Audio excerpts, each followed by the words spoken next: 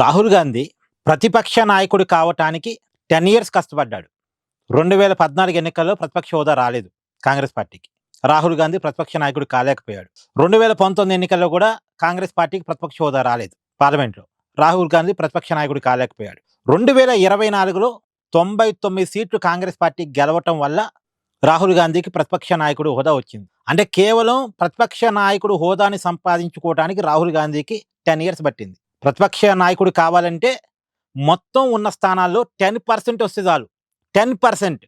ఇప్పుడున్న 543 స్థానాల్లో 10% అంటే 54 స్థానాలు వస్తే ప్రతిపక్ష నాయకుడు అవుతాడు. కానీ 54 స్థానాలు పైగా సంపాదించుకోవడానికి రాహుల్ గాంధీకి 10 సంవత్సరాల టైం పట్టింది ప్రధానమంత్రి కావటానికి. అసలు జీవితంలో రాహుల్ గాంధీ ప్రధానమంత్రి కాగలడా? అయ్యే అవకాశం ఉందా? రాహుల్ గాంధీ 100 సంఖ్యనే దాటలేకపోతున్నాడే, 100 పార్లమెంట్ స్థానాలు సంపాదించలేకపోతున్నాడే కాంగ్రెస్ పార్టీ తరఫున. ఇలాంటి వ్యక్తి ప్రధానమంత్రి కాగలడా?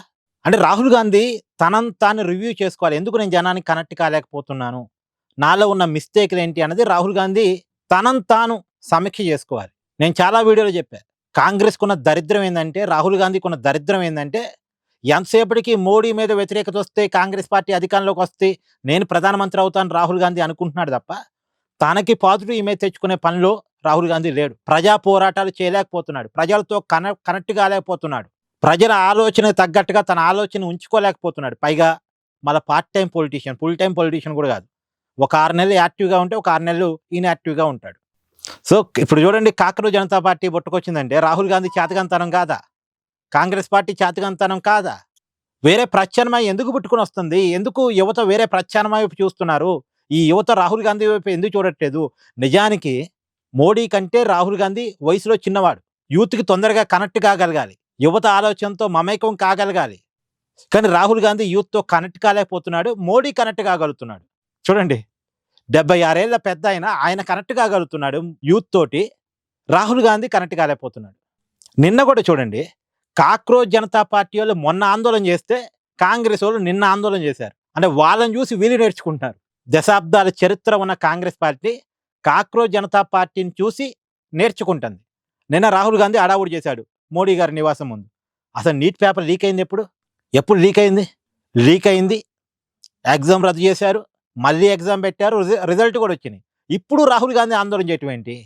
ఎందుకంటే కాక్రోజ్ జనతా పార్టీలో ఆందోళన చేశారు, దాని వెనకాల జనం ఉన్నారు కాబట్టి ఇప్పుడు చేస్తున్నాడు. కానీ అసలు ఇప్పుడు కాదుగా చేయాల్సింది, ఎప్పుడో చేయాలి. ఒక రకంగా చెప్పాలంటే రాహుల్ గాంధీ నిద్రపోతుంటే కాక్రోజ్ జనతా పార్టీలో ఒక బకెట్ నీరు తీసుకొచ్చి మొహం మీద కొట్టారు. ఆ బకెట్ నీళ్ళు మీద పడేసరికి రాహుల్ గాంధీ నిద్ర లేచి వాము వయ్యో అని చెప్పేసి గుండెలు బాదుకుంటూ రోడ్డు మీదకి వచ్చాడు. అది జరిగింది. సో రాహుల్ గాంధీ కాక్రోజులను చూసి నేర్చుకోవాలి, రాజకీయ పాఠాలు నేర్చుకోవాలి, ప్రజా పోరాటాలు నేర్చుకోవాలి, ప్రజలతో మమేకం కావటం నేర్చుకోవాలి, పాజిటివ్ ఇమేజ్ క్రియేట్ చేసుకోవడం నేర్చుకోవాలి.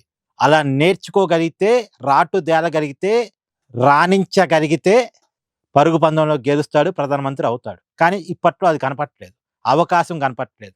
ఏమంటారు? కామెంట్ చేయండి.